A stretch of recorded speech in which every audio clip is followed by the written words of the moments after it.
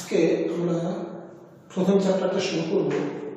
সেই চ্যাপ্টারটার নাম হচ্ছে কঠিন পদার্থের কঠিন অবস্থা।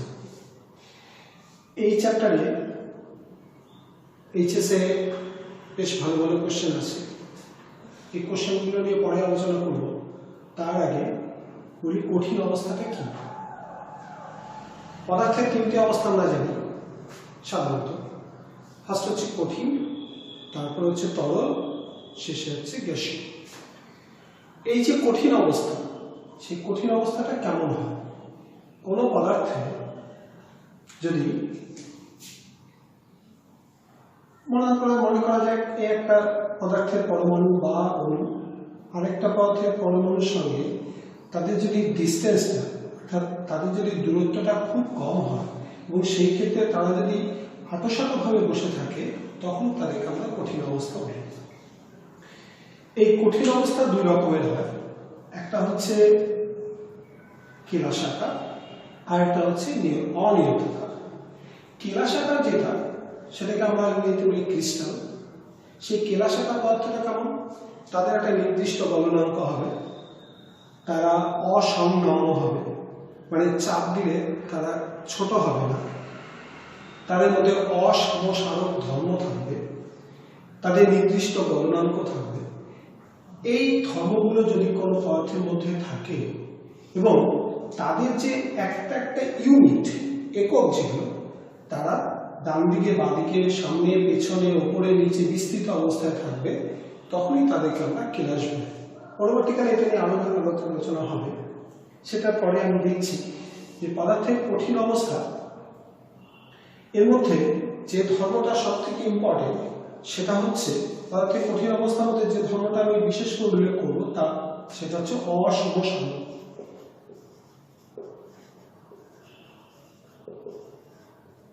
এই অসমসারক ধর্মটা হচ্ছে কিরকম? পদার্থের পরমাণুগুলো বা অণুগুলো ধরা যাক এটা একটা এইভাবে সাজানো আছে।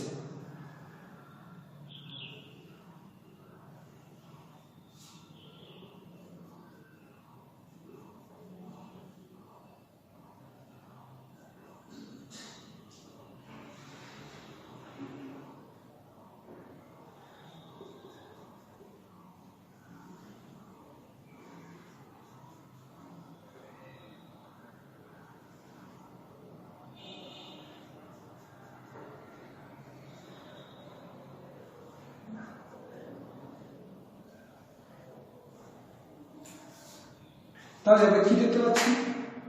যদি আমরা এই দিক থেকে এই বরাবর যাই, তাহলে এ একটা পরমাণু, তারপরে মনে করছি বি, আবার এ, তারপরে বি, তারপরে আবার এ, আবার এটা বি, তারপরে আবার এ, এটা এ, এটা বি, এটা এ, এটা বি, এটা বি, এটা এ, এটা বি, এটা এ। তাহলে আমরা যদি ডায়াগোনালি যাই, তাহলে সবগুলোকে দেখতে পাচ্ছি এ। আবার আমরা যদি ভার্টিক্যালি আসি উপর থেকে নিচে, তাহলে কি দেখতে পাচ্ছি? এ বি এরকম করে আসবে। তাহলে ডায়াগোনালি একরকম দেখতে পাচ্ছি, আবার ভার্টিক্যালি আলাদা রকম দেখতে পাচ্ছি। এর জন্য তাদের কতগুলো ধর্মের পরিবর্তন লক্ষ্য করা যায়, যেমন রোধ, তাপীয় পরিবাহিতা, প্রতিসরাঙ্ক ইত্যাদি ধর্মের এই দিক দিয়ে গেলে একরকম, এই দিক দিয়ে গেলে আলাদা রকম হয়। এটাকে আমরা বলছি অসমসারক। এবার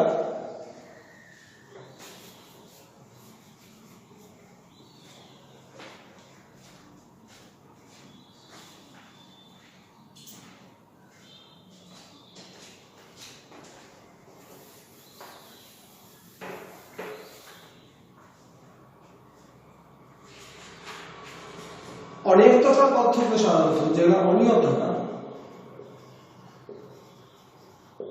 তাদের কিন্তু একটা নির্দিষ্ট কোনো জ্যামিতিক আকার থাকে না। সে আকার আমরা কেটে স্লাইস করে দান করতে পারি, কিন্তু তাদের কিন্তু নির্দিষ্ট কোনো জ্যামিতিক আকার থাকে না।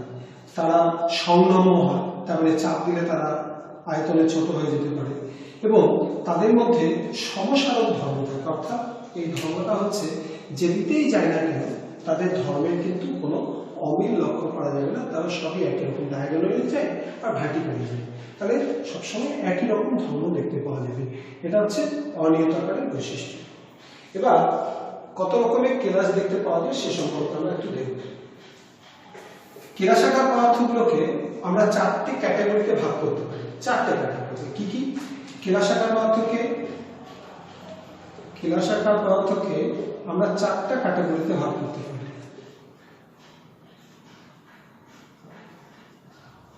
এক নম্বর হচ্ছে আণবিক কেলাস। 2 নম্বর হচ্ছে আয়নীয়। 3 নম্বর হচ্ছে সমযোজী। 4 নম্বর হচ্ছে ধাতব। এই 4 প্রকারের কেলাস দেখতে পাওয়া যায়। আণবিক কেলাস আবার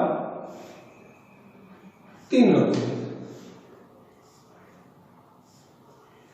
একটা হচ্ছে অধ্রুবীয়, 2 নম্বর হচ্ছে ধ্রুবীয়, 3 নম্বর হচ্ছে হাইড্রোজেন বন্ধনযুক্ত। এটা আমরা দেখতে পাই। তাহলে কেলাসাকার পদার্থকে আমরা 4 ভাগে ভাগ করতে পারি। একটা আণবিক কেলাস, আয়নীয় কেলাস, সমযোজী কেলাস এবং ধাতব কেলাস। আণবিক কেলাসকে আবার 3 রকম ভাগে ভাগ করা যায়। একটা হচ্ছে ধ্রুবীয়, অধ্রুবীয়, ধ্রুবীয় এবং হাইড্রোজেন বন্ধনযুক্ত। এবার অধ্রুবীয় কেলাস কিরকম? ধরা যায় আমরা যদি কঠিন হাইড্রোজেন নিই, তাহলে হাইড্রোজেনের অণুর মধ্যে কিরকম থাকে? এরকম একটা বন্ধন থাকে, এখানে কোনো পজিটিভ বা নেগেটিভ কোনো চার্জ থাকে না। এবার একটা অণু আরেকটা অণুকে যখন কঠিন অবস্থায় আকর্ষণ করে, তাদের মধ্যে আমরা কি বল দেখতে পাবো? লন্ডন বল দ্বারা তারা পরস্পরকে, অর্থাৎ এই একটা হাইড্রোজেনের অণু আরেকটা হাইড্রোজেনের অণু, এদের মধ্যে একটা ফোর্স কাজ করবে, সেটা হচ্ছে লন্ডন বল। অর্থাৎ এরা হচ্ছে অধ্রুবীয়। যেমন কঠিন হাইড্রোজেন হতে পারে, অক্সিজেন হতে পারে, মিথেন হতে পারে, এগুলো সব অধ্রুবীয় কঠিন কেলাস। ধ্রুবীয় যেমন কঠিন সালফার ডাইঅক্সাইড, এর মধ্যে কিন্তু একটা ধ্রুবীয়তা থাকে। আমরা যদি সালফার ডাইঅক্সাইডের গঠন দেখি তাহলে দেখতে হবে এইরকম। তাহলে এর মধ্যে এদিকে টানছে, যার জন্য লব্ধিটা এদিকে কাজ করবে। তাহলে এর মধ্যে একটা কিন্তু ধ্রুবীয়তা আমরা লক্ষ্য করব। এই ধরনের ধ্রুবীয় যে যৌগগুলো, তাদের মধ্যে তারা যখন কঠিন হবে, তাদের মধ্যে যে বন্ধনটা থাকবে, তাদের মধ্যে যে আকর্ষণ বলটা থাকবে, সেটা হচ্ছে কি? ডাইপোল আকর্ষণ বল কাজ করবে। এই ডাইপোল আকর্ষণ বল কাজ করার জন্য তাদের মধ্যে কি হবে? একটা কঠিন অবস্থা তৈরি হবে। এই কঠিনটা কিন্তু ধ্রুবীয় কঠিন, অর্থাৎ ধ্রুবীয় কেলাসাকার কঠিন পদার্থ। আর হাইড্রোজেন বন্ধনযুক্ত আমরা সবাই জানি, যদি কোনো যৌগ হাইড্রোজেন বন্ধন তৈরি করে কেলাস তৈরি হয়, তখন তাদেরকে আমরা বলবো হাইড্রোজেন বন্ধনযুক্ত কেলাস। যেমন বরফের মধ্যে আমরা সবাই জানি যে হাইড্রোজেন বন্ধন হয় কিরকম? জলের গঠনটা হচ্ছে এরকম, আমরা সবাই জানি। জলের অক্সিজেন পরমাণু sp3 হাইব্রিডাইজড এবং বন্ধন কোণের মান প্রায় 104.5 ডিগ্রি। এই হাইড্রোজেনের থেকে অক্সিজেনটার তড়িৎ ঋণাত্মকতা বেশি হয়, এখানে একটা ডেল্টা পজিটিভ, এখানে একটা ডেল্টা নেগেটিভ চার্জ হয়। এই যে ডেল্টা পজিটিভ চার্জ আরেকটা অণুর সঙ্গে যখন সে বন্ধন তৈরি করবে, এটার মধ্যে যে একটা বন্ধন থাকবে, এই বন্ধনটাকে আমরা বলবো হাইড্রোজেন বন্ধন। এই বন্ধন তৈরি হওয়ার জন্য জল যখন বরফ হয়, তখন তাদের মধ্যে কিন্তু এই হাইড্রোজেন বন্ধনটা থাকে। এই জন্য এটাকে আমরা আণবিক কেলাস রূপে দেখব, তবে হাইড্রোজেন বন্ধনযুক্ত আণবিক কেলাস হবে। এই হচ্ছে আণবিক কেলাস। 2 নম্বর হচ্ছে আয়নীয় কেলাস। আমরা সবাই জানি আয়নীয় যে যৌগগুলো, যেমন সোডিয়াম ফ্লোরাইডের মধ্যে সোডিয়াম আয়ন NaCl এর মধ্যে Na+ এবং Cl- আয়ন থাকে। এবার তারা যখন যৌগ তৈরি করবে, অর্থাৎ Na+, তার পাশে একটা Cl-, তার পাশে আবার Na+, তার পাশে আবার Cl-, এদের মধ্যে যে আকর্ষণ বল থাকবে, সেই আকর্ষণ বলটা কিন্তু কুলম্বীয় আকর্ষণ বল, অর্থাৎ একটা প্লাস চার্জ একটা নেগেটিভ চার্জ, পজিটিভ এবং নেগেটিভ তাদের মধ্যে যে আকর্ষণ বল কাজ করবে সেটাকে আমরা বলবো কুলম্বীয় আকর্ষণ বল। অর্থাৎ সোডিয়াম ক্লোরাইডের মধ্যে যে কেলাসটা পাওয়া যাবে, সোডিয়াম ক্লোরাইড যে কেলাসটা তৈরি করবে সেটা কিন্তু আয়নীয় যৌগ, একটা আয়নীয় কেলাস উৎপন্ন করবে। যেমন সোডিয়াম ক্লোরাইড হতে পারে, পটাশিয়াম ক্লোরাইড হতে পারে, সোডিয়াম সালফেট হতে পারে ইত্যাদি যে যৌগগুলো তৈরি হবে এরা সবাই আয়নীয় যৌগ। নেক্সট হচ্ছে সমযোজী যৌগ। এবার সমযোজী যে কেলাসগুলো তৈরি হয় সেই সমযোজী কেলাসের আরেক নাম হচ্ছে নেটওয়ার্ক কেলাস। নেটওয়ার্ক আমরা জানি নেটওয়ার্কটা কিন্তু একটা জায়গায় কিন্তু সীমাবদ্ধ থাকে না, অনেক বিস্তৃত অবস্থায় থাকে। ফর এক্সাম্পল ধরা যাক হীরক, কার্বনের এই শক্ত উদ্ভিদটা স্ট্রাকচারটা যদি আমরা দেখি, কার্বন এখানে একটা কার্বন, তার সঙ্গে আরো 4টা কার্বন এরকম যুক্ত আছে, এটা আরো 4টা করে যুক্ত আছে, এরকম করে চলছে। তার জন্য কি হয়, এটা একটা লম্বা কেলাস উৎপন্ন করে। এদেরকে আমরা বলবো সমযোজী কেলাস। এই সমযোজী কেলাসটা তৈরি হয় এদের মধ্যে একটা সমযোজী বন্ধন দিয়ে। এই সমযোজী বন্ধনটা অনেকটা বিস্তৃত বন্ধন থাকে বলে এদেরকে আমরা কি বলি, সমযোজী কেলাস বা নেটওয়ার্ক কেলাস বলা হয়। এবার নেটওয়ার্ক কেলাসের মধ্যে উদাহরণ হচ্ছে যেমন হীরক হতে পারে, যেমন গ্রাফাইট হতে পারে, যেমন সিলিকন কার্বাইড হতে পারে, বোরন নাইট্রাইড হতে পারে, এরা সবাই কিন্তু সমযোজী কেলাস হিসাবে আমরা পাই। নেক্সট যেটা সেটা হচ্ছে ধাতব কেলাস। এই ধাতব কেলাসগুলো সাধারণত ধাতুর পরমাণু দ্বারা সৃষ্টি হয়, অর্থাৎ ধাতু যখন কেলাসাকার হবে তখন তাদেরকে আমরা ধাতব কেলাস বলি। ধাতব কেলাসের একটা বিশেষত্ব হচ্ছে অ্যাকচুয়ালি ধাতুর যে ধর্মগুলো, প্রথম যে ধর্ম সেটা হচ্ছে ধাতু তড়িৎ পরিবহনে সক্ষম। ধরা যায় গোল্ডের একটা পরমাণু, এবার গোল্ডের একটা পরমাণু তার যে শেষ কক্ষপথের ইলেকট্রনগুলো সেগুলো তো কোথাও যায়নি, সেটা গোল্ডের মধ্যে আছে, অথচ গোল্ড যদি তড়িৎ পরিবহন করে সেই তড়িৎ পরিবহনটা হচ্ছে কি করে, এই সংক্রান্ত একটা ছোট্ট থিওরি আছে, সেটার নাম হচ্ছে ইলেকট্রন সি মডেল।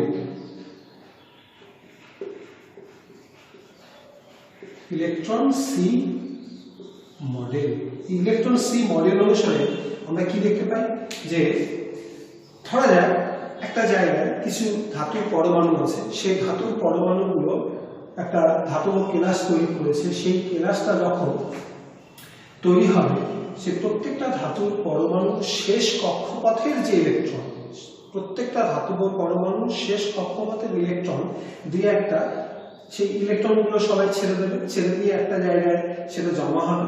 সেখান থেকে একটা ইলেকট্রনের সি বা ইলেকট্রনের একটা সমুদ্র তৈরি হবে। এই ইলেকট্রনের সমুদ্রের মধ্যে এই যে ধাতব ক্যাটায়নগুলো যেগুলো, সেই ধাতব ক্যাটায়নগুলো তার মধ্যে ডুবে থাকবে। ধরা যাক গোল্ডের পরমাণুর মধ্যে বাইরের পক্ষে 3টে ইলেকট্রন আছে, আমরা যদি 3টে ইলেকট্রনকে বাদ দিই তাহলে কি তৈরি হবে, গোল্ড 3+। এই 3+ আয়নগুলো অনেকটা রসগোল্লার মতো ইলেকট্রনের যে সমুদ্র, সেই রসগোল্লার মতো ইলেকট্রনের সমুদ্রের মধ্যে গোল্ডের 3+ আয়নগুলোকে ডুবিয়ে রাখা হবে এবং এর ফলে একটা কেলাস তৈরি হবে, সেটাকে আমরা বলবো ধাতব কেলাস। এরকম অনেক উদাহরণ আছে ধাতব কেলাসের, যেমন গোল্ডের কেলাস, যেমন সিলভারের কেলাস, যেমন কপারের কেলাস, এগুলো হচ্ছে সব এক একটা ধাতব কেলাসের উদাহরণ। নেক্সট যে বিষয়টা আসবো সেটা হচ্ছে ধাতব কেলাস। তাহলে আমরা 4 রকমের কেলাস দেখতে পেলাম, একটা হচ্ছে আণবিক, আরেকটা হচ্ছে আয়নীয়, আরেকটা হচ্ছে সমযোজী এবং শেষে হচ্ছে ধাতব কেলাস। এবার এই যে 4 রকমের কেলাস, 4 রকমের কেলাসের যদি